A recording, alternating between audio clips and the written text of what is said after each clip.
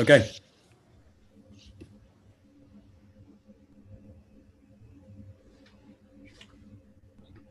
Good morning, everyone. Well, good morning in the UK and good evening in Hong Kong. My name's Sarah Fisher. I'm from Open Eye Gallery in Liverpool, and I'm one of the organisers and the host for this session. Before we start, I'd just like to do a bit of housekeeping. So the session is being recorded and it will be added to the website at a later date. Good morning, everyone. Good morning in the UK. Is that all right? Are we all right, Jacob? Yeah. Okay. I should say that the session will simultaneously be interpreted into Cantonese, and thanks very much for WMA's support to making this possible. Should you wish to listen in Cantonese, please use the language function at the bottom of your screen. We actively encourage comments and questions from the audience, and you can submit these through the chat function. And we hope to have some time during the session to answer some of these. So I'm now going to hand over to our chair, Vennes Cheng. Over to you. Thank you, Sarah, and good afternoon, good day, and good evening. And thank you very much for joining this last panel of the peer-to-peer UK and Hong Kong Festival. And we have been very lucky to be hearing such a very many insightful sharing of the other panelists in the last 3 days. And they address the current situation and the future situation and existence of us, which is mankind, in terms of art, culture, community, and environment. And in this final panel, we are going to discuss a very timely topic, which is about the making art and making exhibition online. The title of this panel has double connotations: making bucket it work online. I guess this is unique by the recent situation since the beginning of this year. We have been facing the lots of uncertainty brought by the COVID-19, and many of the exhibition under the restrictions of the physical interaction had to be put online. And the cases, some of them are rendered with hindsight, which is they are primarily an exhibition for physical space, but not for an online platform. So in this regard, they are like the online platform is like a substitution for exhibition or art making. So in this panel, we are going to discuss and investigate the potential of the online platform as being not just a substitution, but a means to make art, a platform to make art and exhibition. And the panel's member today, they are creator and artists, and with their practice engaged with a digital strategy. And I would like to introduce them first. And today we have Peter Bonnell. Peter is a senior curator at Quart, Derby, UK. Over 16 years, he has produced almost 200 exhibitions, including residency, commission, publication, and related talks and events. One of the focus is creating digital projects, such as What a Loving and Beautiful Work by Team Labs. And before Quart, Peter was curator at Art Sway, working with renowned artists and creating New Forest Pavilion at 4 Vennes Biennales. And we have Jacob Bolton. Jacob is the digital director for peer-to-peer UK Hong Kong. He writes, design, make arts under the name JPEG Bolton. He reviews exhibition, make works around digital and IRL space, and does other commissions. Antonio Roberts is an artist and creator based in Birmingham, UK, working primarily with video, quote, and sound. He is critically engaged with the themes surrounding network culture. In practice, explore how technology continues to shape ideas of creation, ownership, and authorship. As a performing visual artist and musician, Antonio utilized leaf coding techniques to dissemify technology and review its design decision, limitation, and creative potential. And also we have Jiaru. Jiaru is a Hong Kong-based artist. She obtained her BA in Fine Arts and English Language from Tsinghua University in 2014, and her MFA from the School of Creative Media in City University of Hong Kong in 2017. Jiaru was born in 1992, and she belongs to the generation who was grown up with the digital advancement and virtual reality. Jiaru has participated in group exhibition in the region.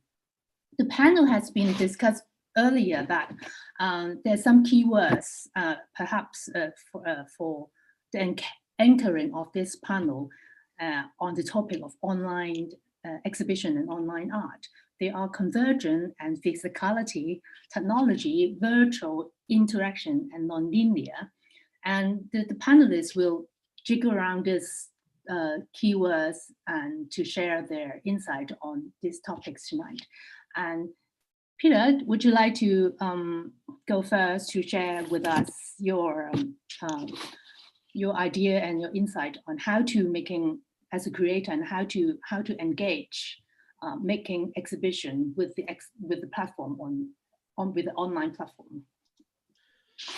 Yeah, thanks, Vennes, and I'm really pleased to be here today. And good morning and good afternoon to everyone. So what I thought I would do first of all is to share my screen, if I can. Everyone can hopefully see that. I will start playing my slideshow from the beginning, if that works. Hopefully, there we are. So yes, I'm a senior curator based at Quad in Derby. I've been at Quad since 2012. Quad has been around since 2008. That's the building you can see there on screen now.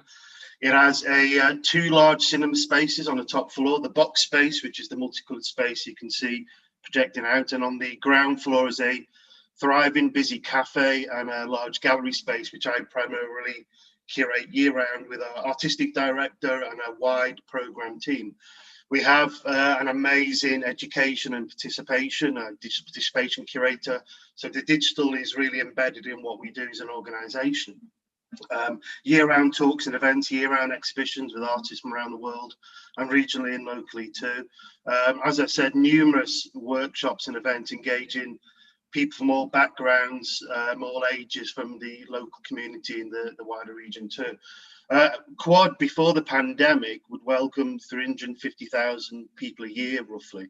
So when we closed initially back in April, and then now recently we're closed as well thanks to the second UK lockdown, we started to think about how we could start pushing our previous work online. But I should also say that one of the major things we're known for at Quad is the home of Former International Photography Festival. Former has its base at Quad as well. It welcomes 100,000 visitors a year. This is just a few images from the previous festivals in the main gallery at Quad and the various sort of works that we show as part of that festival. One of the world's biggest portfolio reviews, hundreds of artists from around the world in each exhibition. And the festival covers 30 odd sites around Derby every 2 years, and there's an off year as well. These are the images from the main gallery space at Quad. I'm just going to take us then into we do 3D scans of our exhibitions too. And this is one way that we've been sort of initially from in the past engaging with audiences online. We work with a group called V21 who are based in Derby and Nottingham, and they scan our shows for us and then embed links into them too. So going forward, what I want to do is go back to the sort of main program that we do at Quad, and one of our focuses. We're an Arts Council national portfolio organisation, and one of our real focuses, as well as film and art and format and photography and moving image work, is digital working. And I'm coming from the real sort of starting point of this talk today as a curator based in a very physical building that we change and amend and develop as an exhibition site, of course, to bring visitors in, to have talks and events that really engage people in contemporary art, commissions, artists and residents as well from all around the world and region, as I said previously, but also with a really strong focus on the digital. We've also started back in 2014 our International Digital Fellowship, and our first international fellows were Gibson Martelli, who did a series of works in our exhibition space, In Search of Abandoned. Also the VR work White Island, where you piloted a hot air balloon around the Arctic Circle. Also, outstanding British artists such as Benedict Drew with a new commission called Kaput. Film works as well. Also, film works and touring partnerships. This is a partnership with Animate Projects and Centre for Chinese Contemporary Art, and a work that was taken into the University of Salford by Susan Poisson-Locke. I've sort of put this work in initially here because this is where Susan started to think about working online or working with online spaces alongside the main exhibition in the gallery. And I'm going to do a cardinal sin and push the work on ever so slightly. This is a online animation work in partnership with our partners Animate Projects that was only available online. So we started to think about the physical space and maybe some online working back in 2015. But for me, the sacrosanct place has always been the physical gallery setting, and online works or virtual works have always been slightly an addition that felt a little bit that they were always there, but you had to go to special lengths to interact with them. I should say we've had interactive digital works in the gallery before with touch screens that have been very effective too. But we've also done projects in Vennes, Biennale, Doug Fishburne's Leisureland Golf. In the top right-hand corner, there's a digital scoreboard we had made for the show at Quad. Alongside the show at Vennes, a curator called Candice Jacobs, who was always one of the artists, did a online digital platform called Sunscreen, 40 artists who made these works that were only existing online. So we're continuing to do the digital working within our gallery space, particularly, for example, this work by Team Lab, we're in Beautiful World. I'll just quickly go to the, forgive the quality of this image. This is an interactive work my colleague at Quad, John Wall, took a lovely idea of our gallery space and the launch for Team Lab show back in 2016. Then I'm starting to think about how we can still work with the digital, but in the physical space. And this is a show called Glitch, The Quest for the Lost MacGuffin. I characterize this as an art adventure game. People would walk around with tablets and find markers in the space that would create these augmented reality works, and it would all come together as a puzzle that was the Lost MacGuffin. Very quickly, just show a bit of YouTube footage of this artist.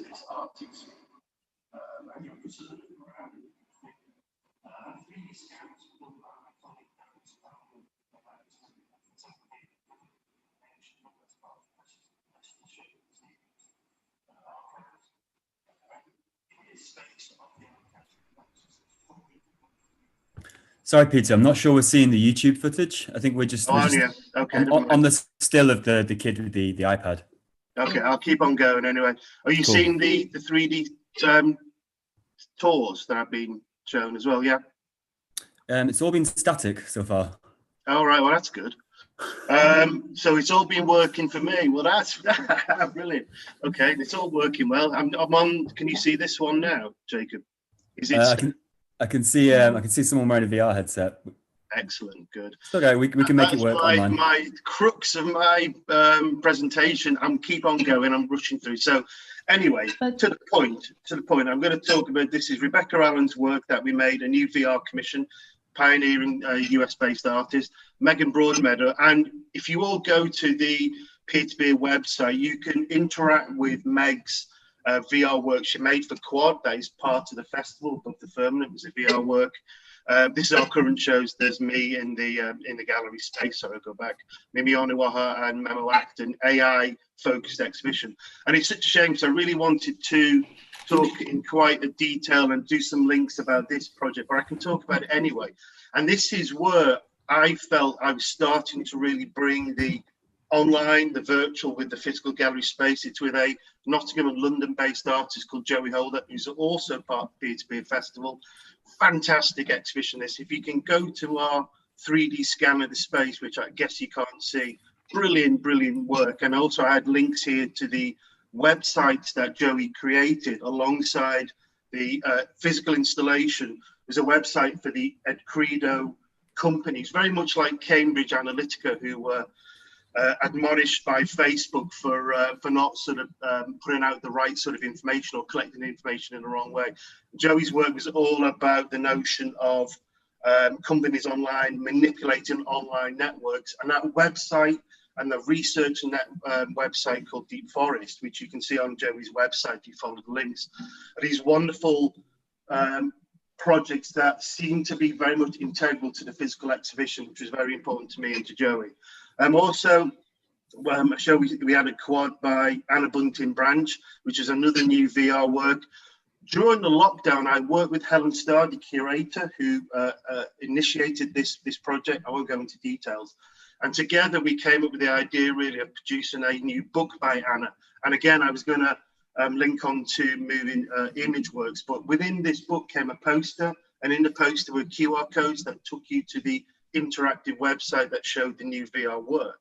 So we had a physical exhibition that closed down, then we produced a book that you could interact with digitally into online spaces. And finally, we can all look at this on the peer-to-peer website, the new commission by Danielle Brathwaite-Shirley. Just a wonderful way, I think, of taking a virtual space as an interactive space, something that's only meant to be seen on a laptop or a desktop computer, that harks back to the 1980s text-based games. What a wonderful work that is. A few other things I wanted to take us on a journey to that I can't, but that's tickled my interest of working online going forwards is, for example, this degree show on Mars by the Liverpool John Moores University recent degree show. It's close to my heart. Liverpool John Moores, Liverpool's where I'm from, and I studied fine art from 92 to 95 at Liverpool John Moores. Also at Quad, we enable artists to learn digital technologies like Megan Broadmeadow with VR work. This work by Laura White, 10-foot developing website. Also, we've done some GPS tagged apps at Quad that I'm interested now going forwards as making more artworks like that. And I just put this in at the end as something I'm quite intrigued by. This is a work. This is not a work I'm related to in any way. It's by Bruce Nauman. It's called Body Press from the 60s and 70s. But he would send instructions out to people to do certain actions in the gallery space. And I'm currently talking to an artist who I won't name, but about curating a sound installation at home using perhaps the web browser, the website as a way to interact with people, but getting people to make their own installations at home, not necessarily digital, but using digital terms or digital equipment to do that kind of ways of working. So what I'm trying to do is think about the virtual space, not just as the screen, the web browser, but how you can really get people to really make something that's very physical at home or wherever they seem to be at the time, and not just looking at that screen. So I will stop my stop there. Sorry. Thank you, Peter. And it's very nice to start with the Peter presentation, because your presentation touched on some notions of what is online art or what is online exhibition. And I guess in general, I mean, for the public, like we always confuse like what is digital art, online art, net art, because in some sense, and you're just talking about project that you present both in a physical space and also render the project online. But then, are there any like criteria definitions like what is the most suitable form of art or the type of art, the genre of or the presentation of art that is the most suitable to be put online, or any differentiation between digital and network or the new media art? That's interesting, because I think in our pre-discussions as well, when I noted that the lockdown, particularly in the UK, hit, and venues around the world as well would start to put the content online, call it digital, but it would be a exhibition tour, a film, and it was quite literally digitally was the a pre-recorded film just happened to be online. Although then I'm thinking just last night of Matt's gallery had Matt's Flicks, which again was using a web browser and the websites to screen works, but they had them time limited and a rolling series of commissions and so on. So that is working with digital technology to present works. And what I think, particularly I think Antonio and Jacob will talk about today is about maybe artworks that are cited primarily online that may use computer-generated imagery, for want of a better term, to create works that exist online, or using the technology, perhaps maybe like Danielle has in a way, although it sort of harks back to old school ways of working, but using the technology that is there to have an interactive experience online as well. And then there's net art, which is art that will exist primarily on the net, as the term would say. And creative new media is well, it's using the technology that you have to hand to produce works that may just incorporate elements of digital working, for example. I mean, I'm not necessarily an expert on this, but that's sort of the way I'm perceiving it. Jacob, do you have anything to share? Because you are the director of this festival, which is all online, and you also an artist, like making art with digital strategy and also online platforms. So do you have any ideas, like what is the notion of like a constructive or effective or workable online exhibition or online art? Yeah, of course. I mean, I can talk about this a little bit more when I present, but I think just going off what Peter was saying then, there was definitely this kind of like rush when the galleries closed down, just to sort of like migrate things online and just to put things online. But it wasn't very like considered. It wasn't very thought through in a lot of cases. It was this kind of like, it was this rush. And the way that I described it was like, what we don't want to do is just treat the internet like a bus replacement service for a gallery. What it has to be is like a considered space that doesn't just try to like translate the dynamics of offline space and just like force them online, but it has to really engage in the particular physics of online spaces. Something else that I'd like to, one like framework I think is really useful to think through this stuff is, I think it's something that Kai Altman, who said, she spoke about how like the word technology is quite confusing and quite nebulous, and it's not clear like what we're talking about, particularly in relation to culture. And she has this great insight where she talks about culture itself as a technology, as a social technology, which I think is kind of useful for thinking through. Like I don't think the technology is necessarily like something that culture happens through or culture happens on, but I think like the technology is the culture and the culture is the technology. And the sooner we kind of like recognize that these things exist in entanglement, or not even entanglement, these things are like absolutely synonymous, the better placed we are to actually kind of think about how we construct spaces that people ultimately want to spend time in and that are useful, and that don't try to like replicate dynamics that aren't native to the physicality of those spaces. Antonio, do you have any sharing to add on to what Jacob just mentioned as an artist? Like primarily, like most of your work, like deal with the online and digital dimension. Yeah, I really like what Jacob said, really, and especially, yeah, that it's not a bus replacement service, I think is a really good analogy. Yeah, just that, and to consider that there have been many artists, curators who've been working in this online space for a while now, just kind of trying to legitimize the practice, and that in trying to, I guess, think about how we can use the online platform as a place to create artwork, at least just to look back at what they've been doing, at least to think how we can, I guess, avoid mistakes of possibly what we're doing now, which is just seeing it as a replacement for physical exhibitions, working with the material of the internet, like the programming, the browser itself, just and network technologies. See what has already happened before us, because this gives us a insight into how we can move forward. and really embrace it as a practice throughout, the whole of art culture. Jiaru, how about you? You were born in the era, like in era with the technology as culture, as what Jacob said. And then for you, do you have that kind of like differentiation when you're making art that this is online, this is new media, or this is very traditional sort of art? I totally agree, but I try to avoid to use the word new media arts because it's like not so new. We just call it media arts, at least in the school, And if you call it new media arts, then people thought you were lame or something. So we just call it media arts, and I think it's just one of the tools I use to make arts because I still do paintings and stuff. We're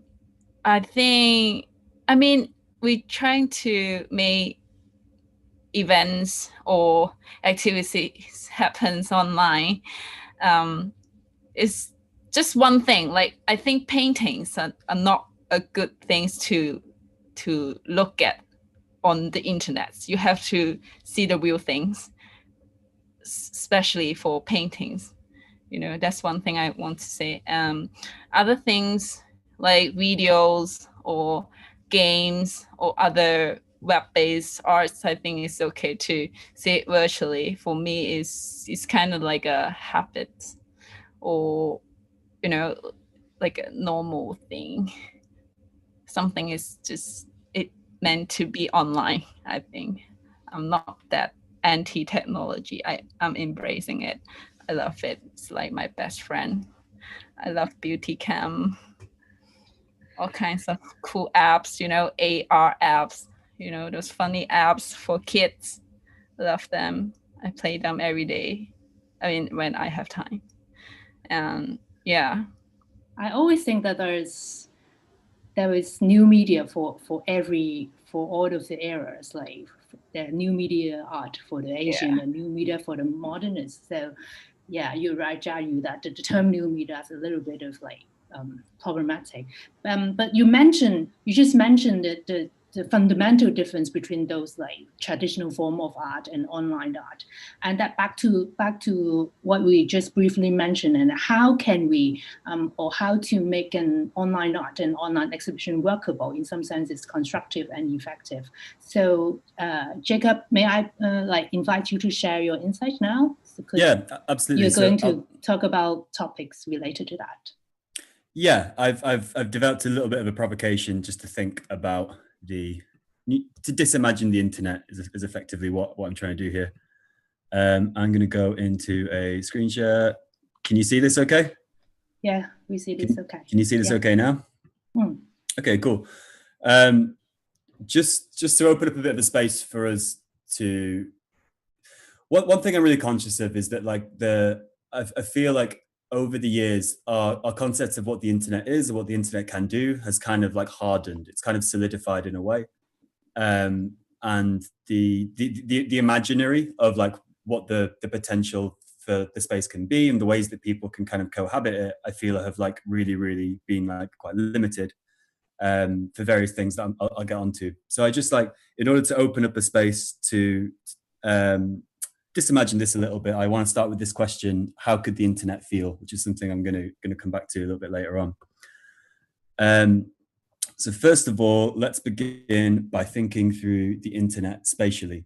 And this, like one of the things that kind of led me to this question is I thought was really, really interesting is that while we were in developing this panel, we had this kind of conversation about what the title of the panel was going to be. And one of the original titles that was suggested was Making Work in the Realm of Online. And I thought that the sense of like the realm, this sense of like something that you are in is like super, super interesting. And I want to just kind of like think a little bit about the sort of common spatial metaphors that we use to visualize the internet. So here are some phrases that we've used historically to describe networked space. So we have cyberspace, we have surfing the web, in the realm of online, on Instagram, on Facebook, on Twitter. And if we just organize these a little bit, we have older phrases. So cyberspace, surfing the web, in the realm of online. these now kind of seem quite antiquated. They seem like quite a sort of outdated way of speaking about the internet, as opposed to terms that we use a little bit more today, such as online, on Instagram, on Facebook, on Twitter. I'd also, by the way, be really, really curious to know like how this maps out into Cantonese and what the kind of like spatial language is of conceptualizing the internet in other languages. So maybe if we could talk about this later, I'd really, really appreciate that. So just to look at this another way, what we've had is this move from the internet as being a container, so something that you inhabit, like a cyberspace in the realm of online, in the web presumably being something that you're kind of caught in, to this flattening of the internet into a surface. So we talk about things being online, or we talk about things being on Instagram, on Facebook, on Twitter. And then another way that we could look at this is this move from the three-dimensionality of the technical space of the internet towards a two-dimensional space. One thing that's really interesting, one of my major research interests is the actual like materiality of the internet. So the actual kind of like machinery that make the internet run. And what's really interesting is that the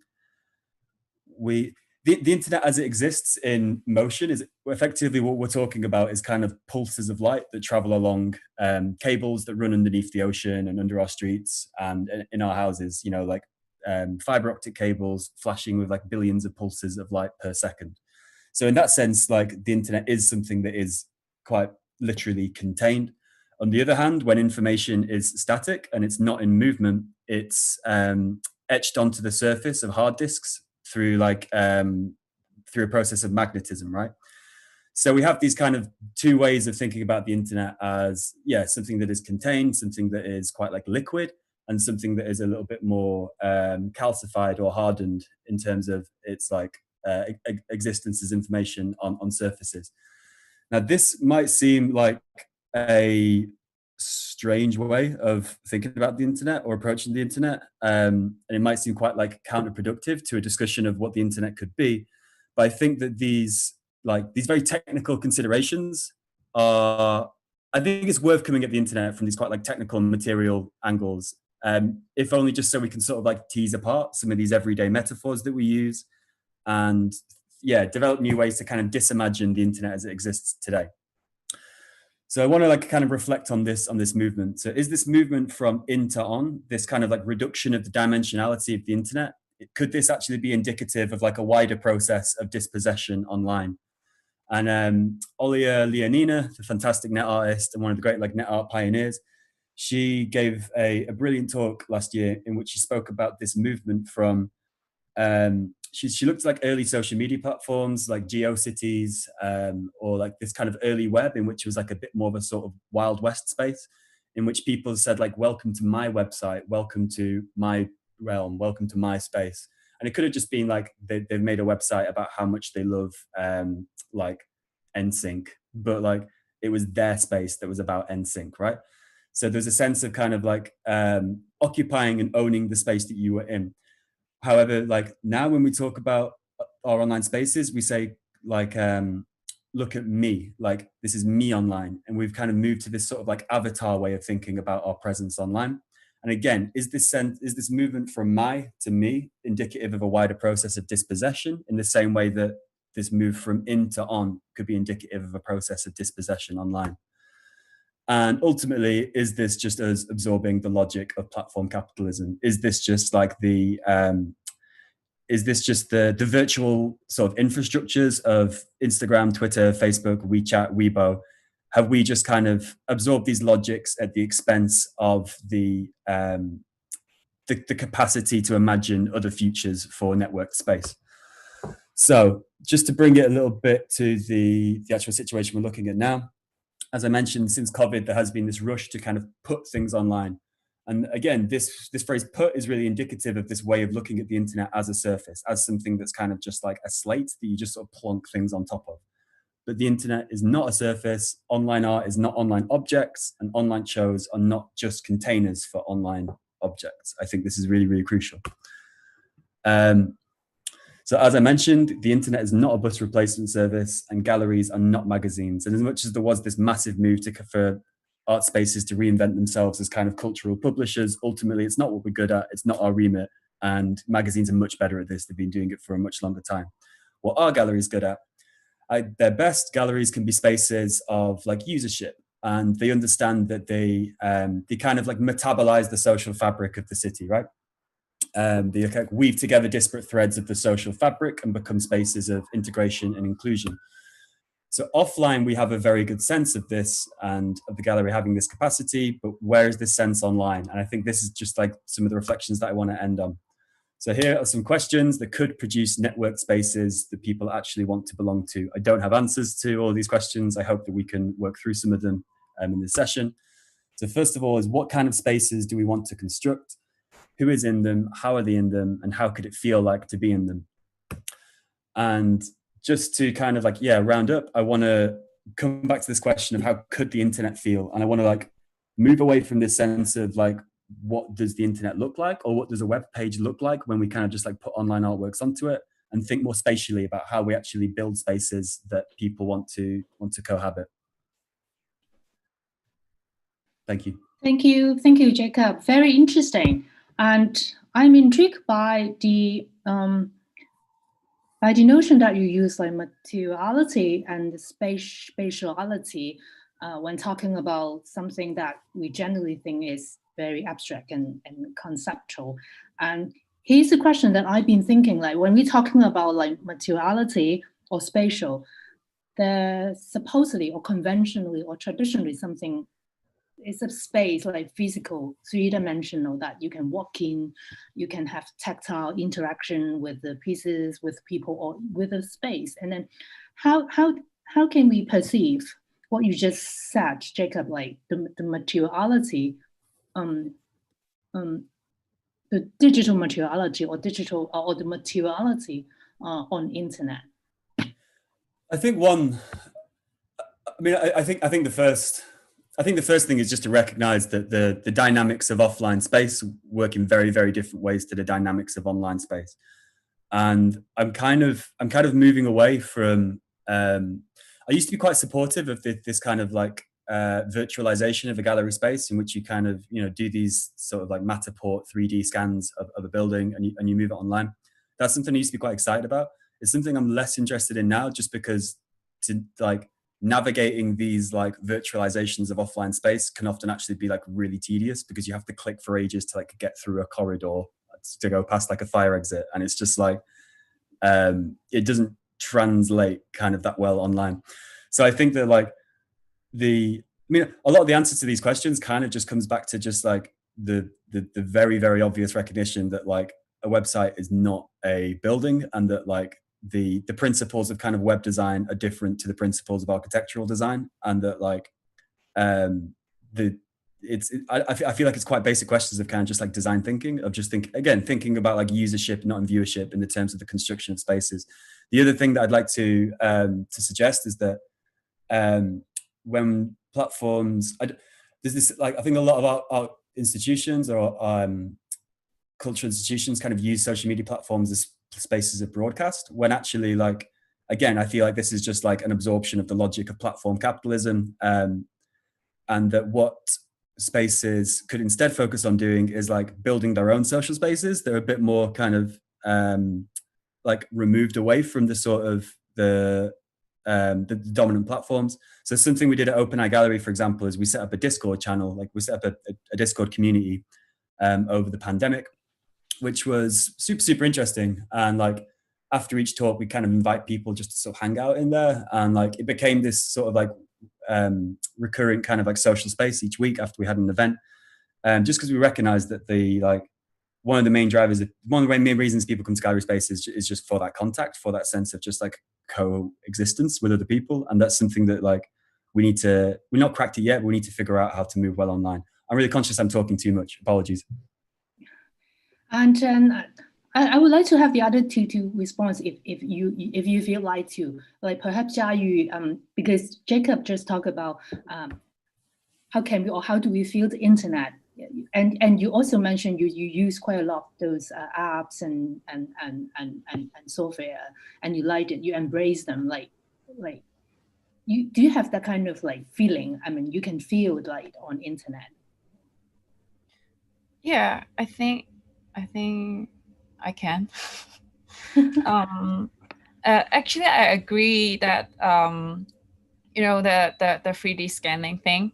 You know, we have this technology to capture all the data from reality and try to recreate another reality on the virtual reality. You know, it's like we try so hard to mimic the reality on the virtual world, but for me, I'm more interested in other possibility that can happen on the virtual reality. You know, I think the virtual world should not be exactly the same as the real world.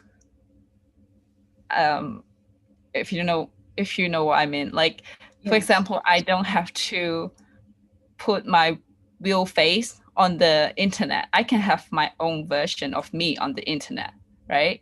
I can have a total different personality on the internet. I don't have to put the real me on the internet. Yeah, if you know what I mean. Yeah, like, I know. Yeah. And there's a very interesting question in the chat room. I think is the best time to ask it now because it's related to what Jacob just mentioned, the platform capitalism. Here's the question: is how are you enabling those have the digital poverty to participate in this like a very new normal of making art online or making exhibition online? I mean, this question is addressed to all of you. Jacob, yes.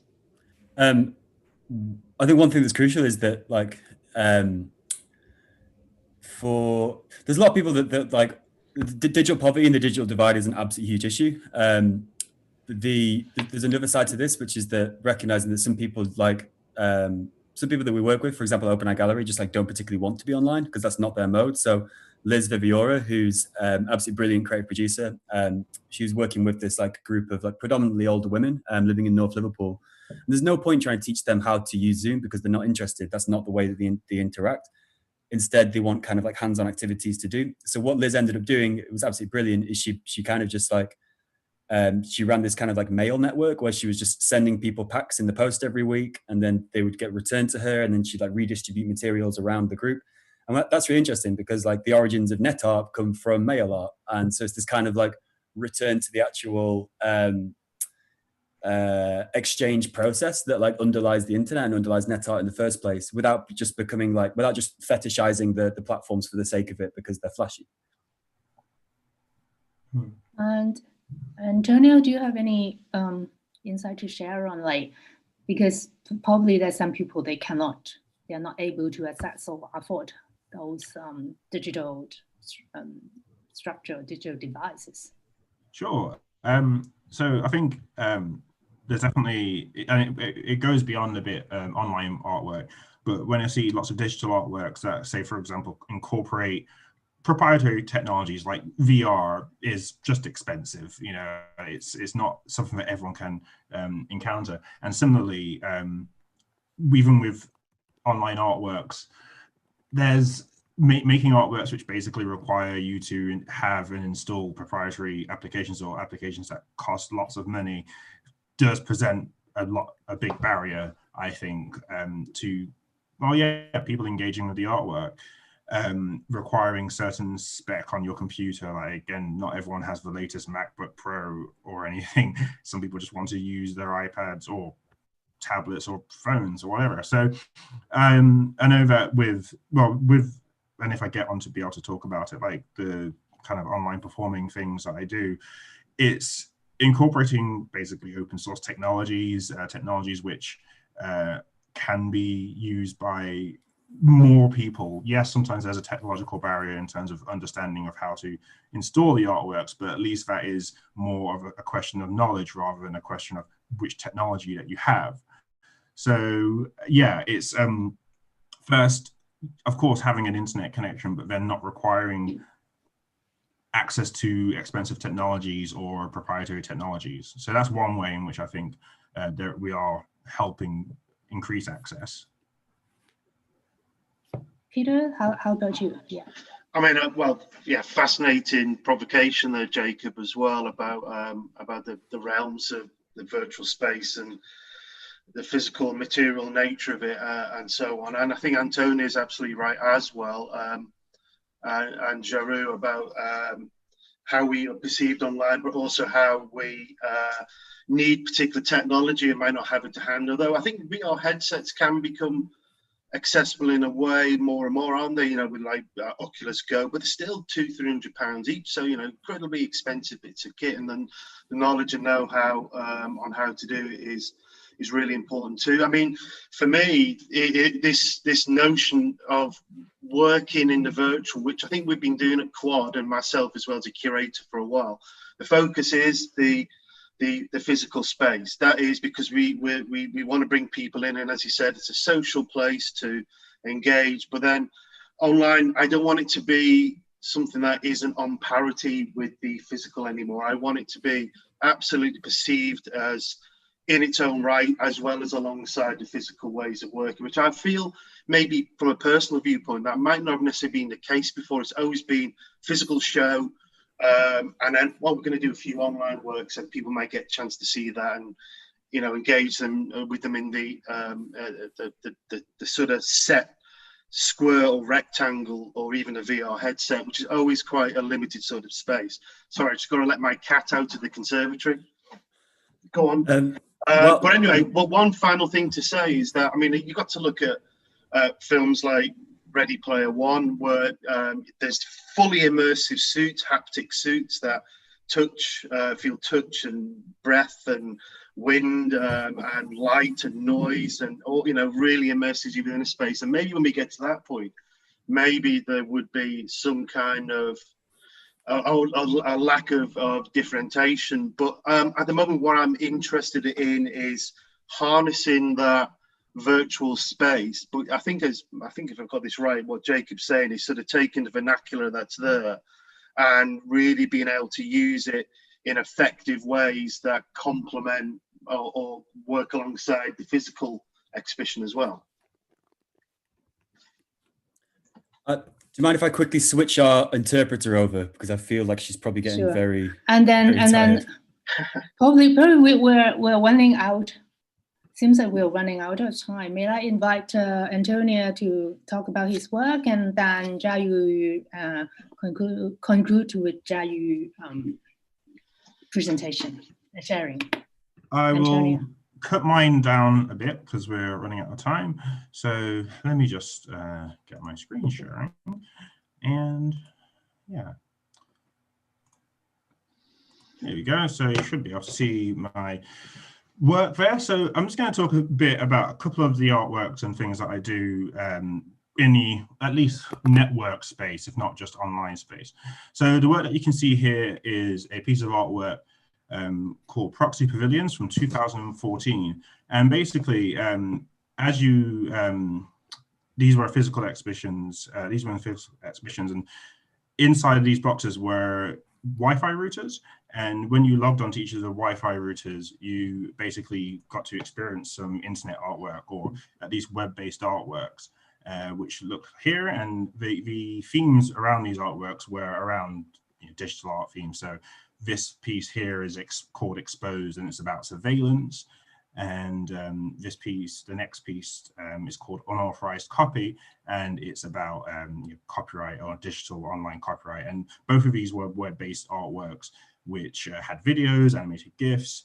But in making these artworks, to view these artworks, you basically had to disconnect from the wider internet and connect only to the router's internet. And so I did that because I wanted to kind of like remind people that the internet and is an infrastructure which relies on physical locations. It is geographically located. Sure, we can have Wi-Fi on our phones wherever we go, but that is being run from servers which are in physical locations. And so so I was thinking about the materiality of the internet, that it is a physical thing. And also, as it's a work that could only really exist on a web browser. So that's one of the works that I've been doing. But then something which relates more to my work that I've included in the peer-to-peer exchange program. So I partake in this thing called Algorave, which basically is people making music and visuals using programming in a live environment, and we show our process of making. We show the code to the audience to enable them to kind of understand what we do. And what I'm showing you here is that in December 2019, last year, we started planning this week-long series of live streams, which was kind of timely really, because it took place in March the following year, i.e. this year. And of course, that took on a bit of a new relevance because we're now all suddenly in a pandemic and everyone's doing online streaming.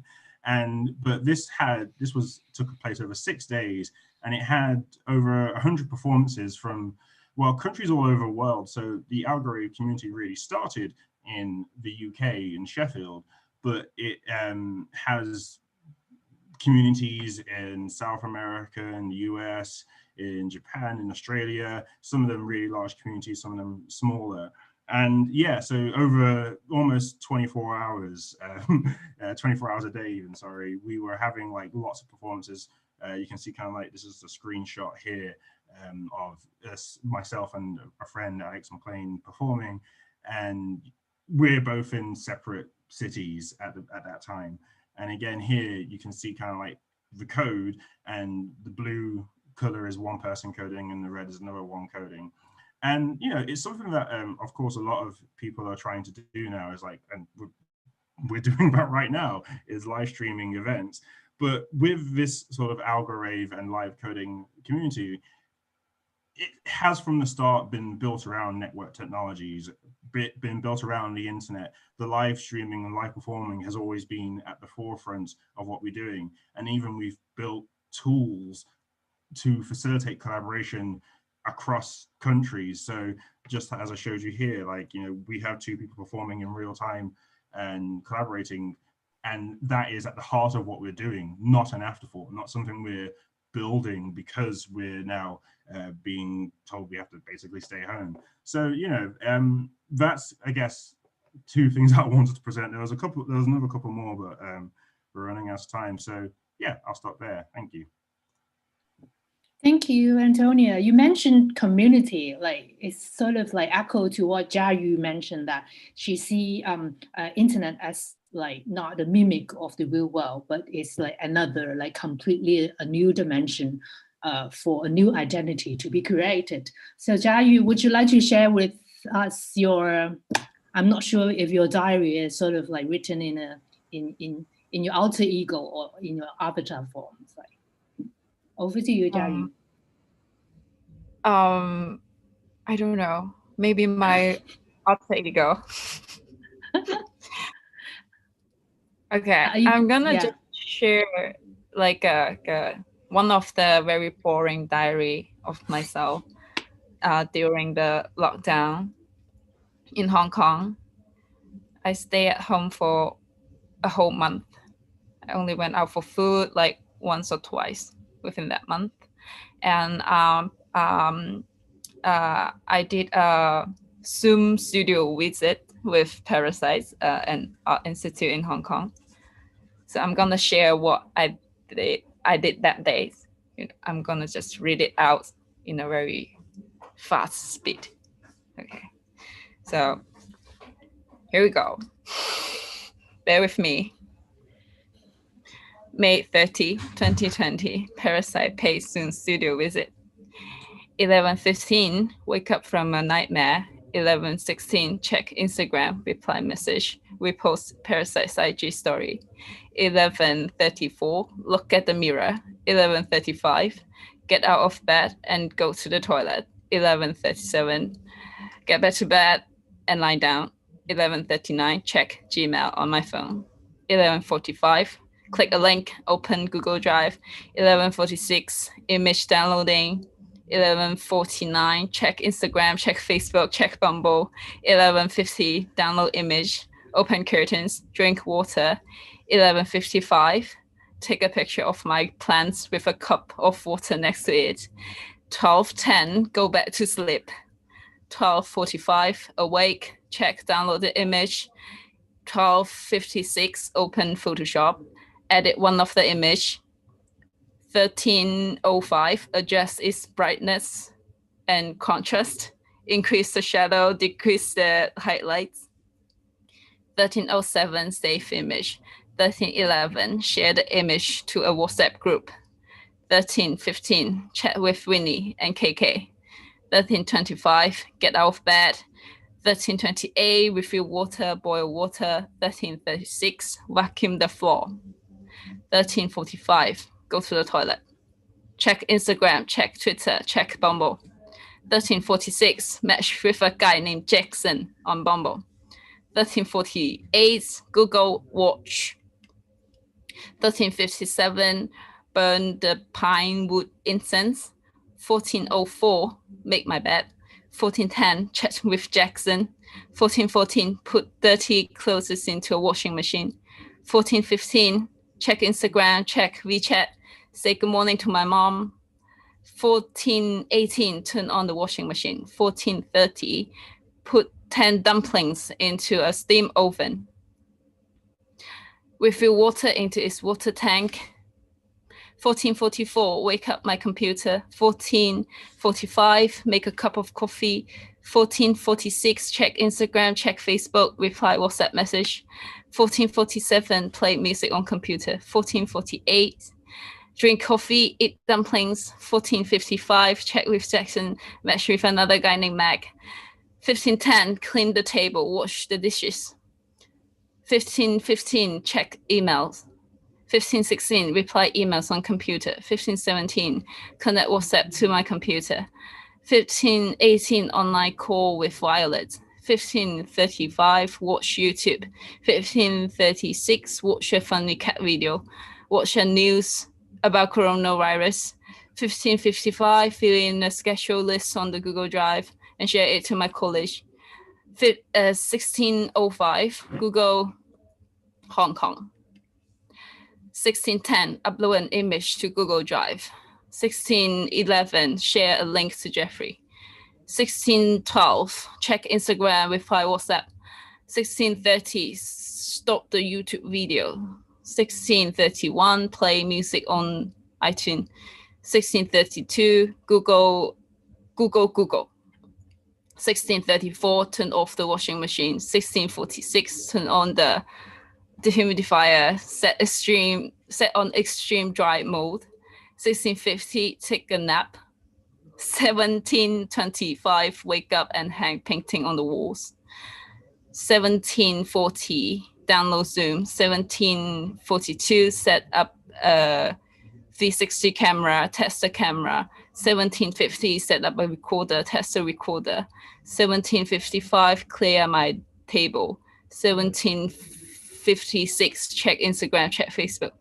18, sign up a Zoom account. 18:02, order food online. 18:05, connect and fish islands to Zoom. 18:07, edit photos, sound, videos. 18:15. Jiaru, is it your way to feel the internet? I mean, I'm sort of like feeling that this is your way of feeling Is the internet feeling me? Do you want me to continue? Or are we running out of time? I would like to ask a question because there's a question on the floor. Like, I guess all of you can address to it. So what kind of space do you want to construct? Who is in them? How are they in them? Or what could it feel like to be in them? How could the internet feel? Because Jiaru just mentioned that it's more like the internet feels you, but not you feeling the internet. Yeah, I think internet is my imaginary friends. So I would like to ask what the internet feels about me. How about you, Antonia? I'm not sure what I could add to that. I pretty like, the idea of the internet being your friend, and Yes. yeah, I just like what you said, so I'm going to not add anything actually. So Jacob, do you have any response, or Peter on this note? Well, Like, I just want to say, maybe this is relevant or not, but I'm an old geezer or an old man, white hair or what have you, and I know a world well before the internet. I mean, I've had my Hotmail email account for about 25 years, you know, something like that. But I remember a time when the internet didn't exist. And it's interesting that I think digital natives, perhaps like you, Jiaru, you know, you're sort of only ever really been online in a way. And I can remember a time before it. And for me, it's hard to then, you know, sort of feel really like a digital native, like the internet is something that is necessarily for me. I always feel like I'm slightly too old to engage with stuff. It's a young person's thing. I think the internet as well at times, or at least a lot of social engagement. That's not to be ageist in any way, I hope. But I think hopefully that makes sense. I think it's very much for young people in a way, the way in which they engage. But I think what we're trying to do maybe with the galleries or physical space like at Quad is to open it up to everyone. And I think the thing Jacob mentions about the older communities in Liverpool who, you know, and the ways in which the Curator found ways to engage with them. It's there's lots of certainly interesting possibilities. how about you, Jacob? Do you have any response on that note? I really love what Jiaru said about, also that was amazing, that presentation, by the way. That was so fun. That was great. But yeah, the internet is totally like a, yeah, sometimes you're in a very involved relationship with the internet. Sometimes you want to break up with the internet, but you never quite can. And like, yeah, I really like the analogy of the imaginary friend. Just like my last comment would be like, just to pick up on the conversation that Pete was leading before when he spoke about like VR and access to VR and stuff like that. I mean, like when we talk about technology, I feel like too often people are actually just talking about like machines or just like cool new gadgets. And actually that's not what technology is. So I just want to revisit this point I made earlier about like how like culture is a technology and like technology is a culture, which I feel like Jiaru's presentation kind of just like totally got at, like the sort of like the network experience. And then like finally, I want to like one thing I really love about like Antonio's work is that it totally demonstrates this, and that you don't need like high-end machinery to like participate in this stuff. Like particularly like the algorave thing, like the algorave is a social technology. The algorave like is a social fabric, right? And it's like based upon people kind of just like going to these weird corners of the internet just so that they can like temporarily coexist in these kind of like suspended spatial dynamics. I just think that's cool. I want more of that.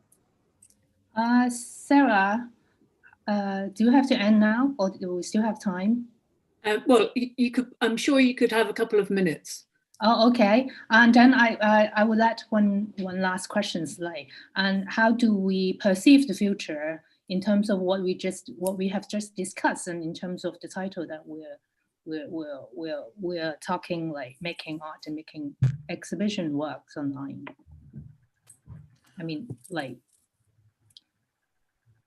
I hope that with like this happening and everyone kind of like being forced to produce work online, curate work online, that we really start to like give as much attention and funding even to like online work, because I'm sure many internet artists can say that throughout their practices, it's like been put lower on the ranks in terms of like art the worthiness of art. So it's like, oh, it's just a video, it's just a GIF. It doesn't need to have like funding or support. And like, no, it is an important thing. It is a valid way of working.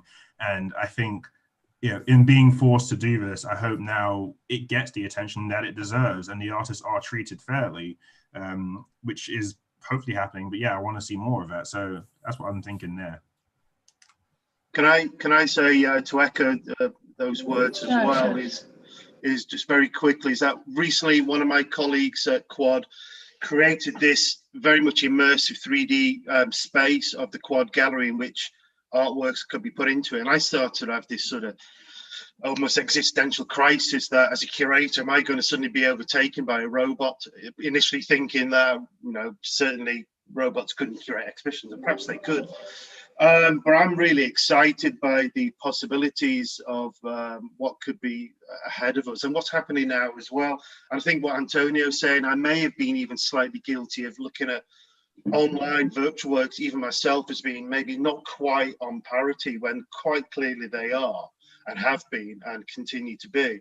And I want to really embrace that even more going forwards. And I wanted to be able to say that if I can just even produce just a digital online work, and that's the work, and it isn't even a physical sort of space which it's shown, that it's still an incredibly important work. And that's where I'm going, where I already am, and the possibilities are exciting. But it's so many great things have come from this talk and have really fired my imagination. I still don't know what that space is or how it might feel, as we've been saying, the materiality or the physicality of it. But I'm really excited to see what is coming ahead. Jiaru, you want to conclude with a feeling to the internet, or with your friends whose name is internet? Everyone's friends.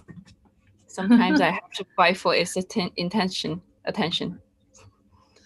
Yeah, I really like your presentation. How about you, Jacob? Like, what do we see, the space, the materiality of that digital ring in the future? I feel like the crucial thing is to not get waylaid just by like fetishizing new gadgets, and to remember like what any space could be, or to bolster the internet with the capacity to be the kind of space you want it to be.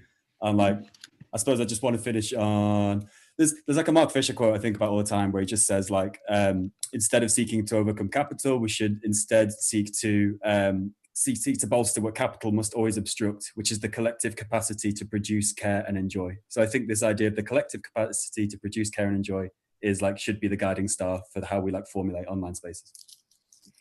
Thank you very much for all of you.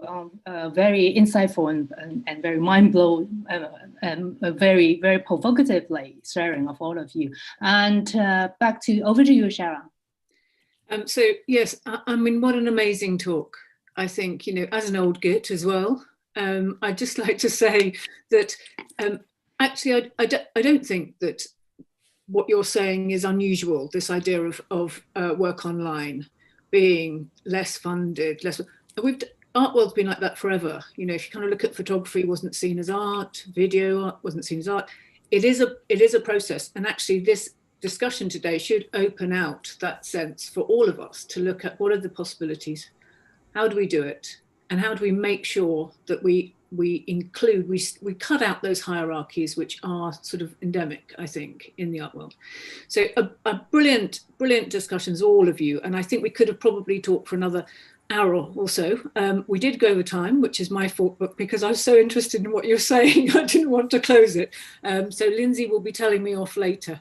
Can I thank Vennes very much for her brilliant sharing, and all of the panels for everything that you've presented to us. And for the viewers, can I just remind you, if you'd like to join us, actually in 20 minutes, if you'd like to join us in 20 minutes, we're going to have some closing reflections. And I think it's the opportunity to actually hear many voices, because people from across the peer-to-peer program are going to come together to get with 1 minute each to give us some closing remarks. Hopefully see you then. Thank you very much. Thank you.